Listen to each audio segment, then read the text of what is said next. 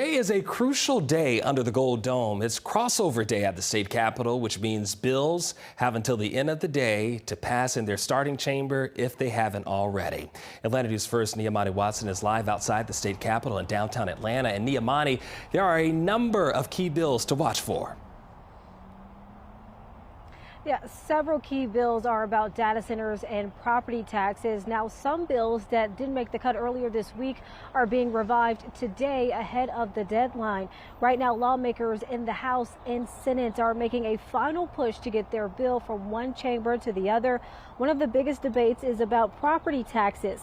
A constitutional amendment that would lower homeowners' bills failed to pass in the House earlier this week, but lawmakers plan to reconsider it.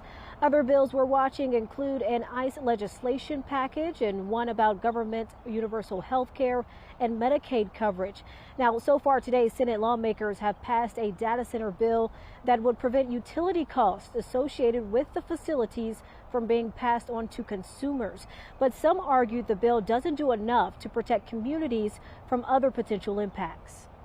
That intent is to ensure our ratepayers will not pay for upgrades and infrastructure for data centers. We are essentially failing those that have sent us up here to control these kind of construction projects across the great state. This bill essentially gives the contractor carte blanche to build whatever they want to build in anybody's community. Now, any bills that do not make the cut before the deadline will lose the opportunity to be passed during this legislative session. Reporting outside the state capitol in downtown Atlanta, I'm Niamani Watson, Atlanta News First. Niamani, thank you. And we're going to have coverage of Crossover Day on ANF Plus, which is available wherever you stream. That coverage begins right after our newscast at 1 p.m.